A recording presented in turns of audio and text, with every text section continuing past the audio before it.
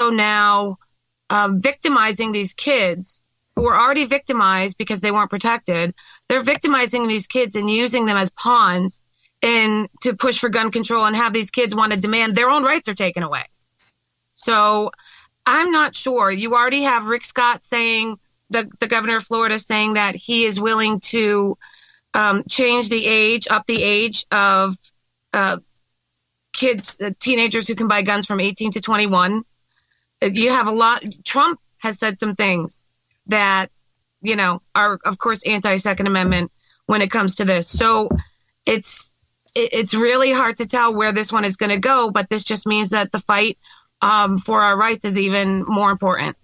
Right, I totally agree with that. The NRA, we see that for some reason, people who were advertising with them are dropping their advertisements because they're not budging on the Second Amendment.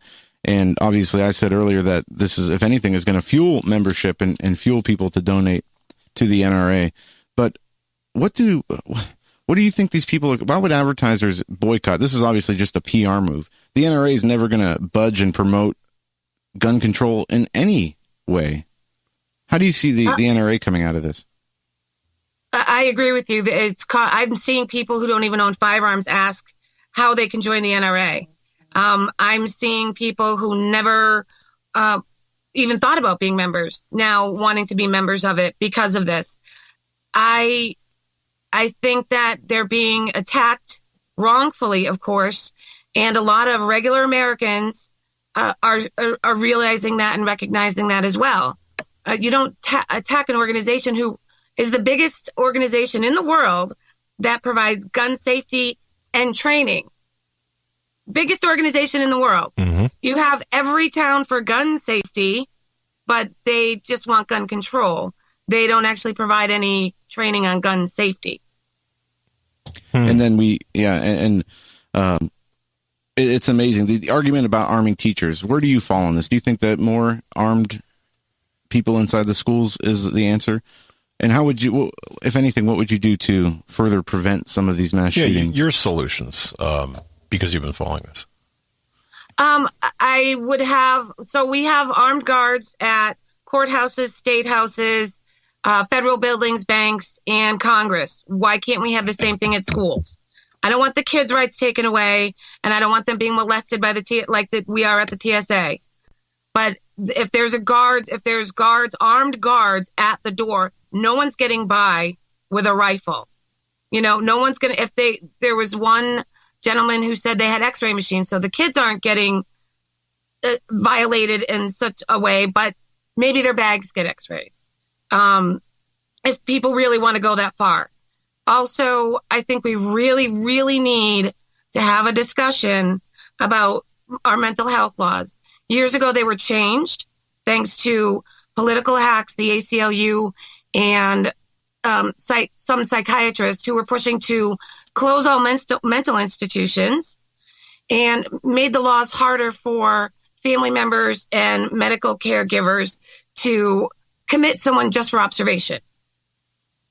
So I think strengthening those laws, protecting the kids like we protect our politicians, are two starts. We're never going to end evil. Humans have been killing other humans since mankind began, and since before firearms were ever invented. I'm sorry, I'm losing my voice here. No, now you, speaking of voice, you've got a big voice up there in New Hampshire. Can you tell our audience about your show and where it airs and how to find you? You're the anchor of Politically Buzzed. Political Buzz, actually, that had ended, unfortunately. Okay. But I'm on Real Side with Joe Messina every Monday night. That's a nationally syndicated show. And I'm also do a weekly podcast on Granite Crock. Okay. That comes out on Tuesdays. Okay, fantastic. And, of course, your Twitter feed is, what is that? Conservative IND. Conservative IND. I apologize. I can't. No, it's okay. The IND, just for the record, the IND stands for independent, not Indiana. Okay. All right. And of course, our guest is Kimberly Morin, and fantastic information. We were talking about in the first hour about CNN, about their scripted, their town hall debate, Dana Loesch, and how that all played out, the real story of what happened at CNN's garbage town hall. I don't even know what questions to ask, except like, is this for real? What are we watching here? This is one of the problems, and one of the reasons I have been trying to educate people about firearms, the laws, because we have thousands of gun control laws across the country, and people don't know that.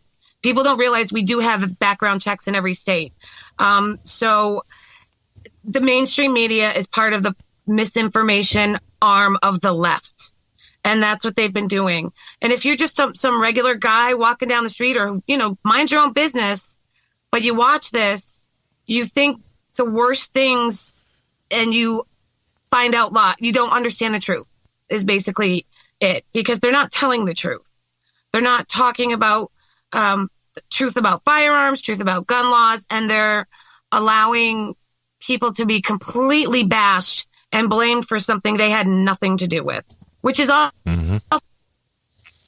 Okay. All right. I just, when you were talking there, I asked Joe, you're very outspoken. You were under threat. I apologize for the lack of the smooth segue there, but you've been the subject of threats and harassment about this very issue. Have you not? Oh, I think we lost Kimberly Morin.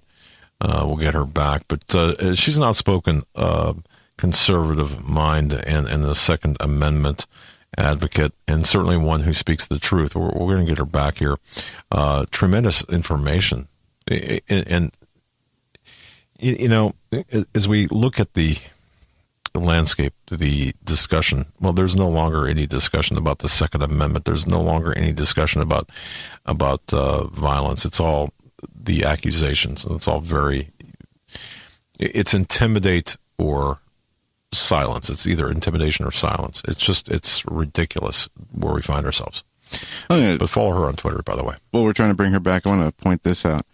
This is a rarity. CNN defends conservative journalists from unfair attacks at press briefing. And the title might be a little misleading. And it goes on to document how President Trump held a press conference with the Australian Prime Minister and apparently called on One American News Network for his first question. Right. And people from the Washington Post and MSNBC started complaining on Twitter about One American News Network, right, and the president asking the Washington Examiner the final question, leaving Ali Veshli to say even the most basic elements of accountability were shred by this administration. And then a few CNN reporters jumped in and said, did you even listen to their questions? They were solid. And then it goes on to ridicule the journalists for the CNN journalists go on to ridicule the journalists for complaining about. But that's, to me, that's kind of an exception. But we have our guest back. Yeah, we do. I don't know what happened. Sorry about that. No, all right. I want to ask you this: the children being used to push the argument of gun control, and anybody who criticizes them is demonized by the media. Uh-huh. How do you feel about them using the kids? And do you think that what the kids really believe what they're saying, or do you believe that they're being coached? I don't believe the kids, again, just like many adults, even know the truth. They're being told what to push for. I mean, how many of these kids even knew who the NRA was, right? They're absolutely being used. It's frankly disgusting, in my opinion. Rather than sit down and have an honest discussion again with these kids, they're just shoving them out in front and saying, come on, when we used moms, it didn't work, but maybe now if we use kids, it will. And that's exactly what they're doing. What these people don't realize is they create, not only do they increase gun sales, but they create more Second Amendment activists.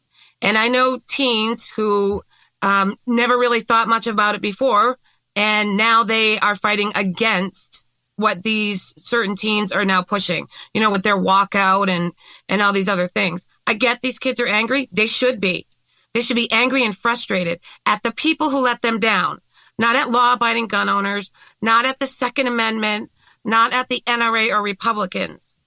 And for the record, I find it interesting that Democrats are politicizing this when they had all the power in 2009 and they did nothing about gun control. Not one thing. And they could have shoved everything they wanted through. Man, that's a good point.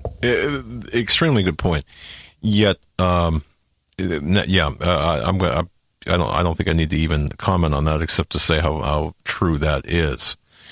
It sickens me to see our children being used as pawns, as political pawns. And it sickens me even more that they're being used in the manner in which they're being used by the very people who are, for the purposes of essentially taking our rights away. The bottom line here, where is this all headed? I know you don't have a crystal ball, but certainly you've had enough experience in research and investigation to give us some idea of where this is all headed today, as opposed to 5 years ago, as opposed to 3 years ago, or even a year ago. Well, I'm seeing too many people on the right who are now willing to hand over some of their rights to the government. That's a problem, because there is no compromise when it comes to the Second Amendment. I'm sorry, but criminals don't obey the law. We all do. The only gun control actually enables criminals to seek out more victims while infringing upon, making it more difficult for law-abiding citizens to practice their right to protect themselves. I see people pushing for an assault weapon ban. There's no such thing, by the way, audience. But they will try to ban all semi-automatic rifles, at least the kind that are on the AR platform. I see them, or it could be worse, I see them trying to do that. I know some states are already calling for it.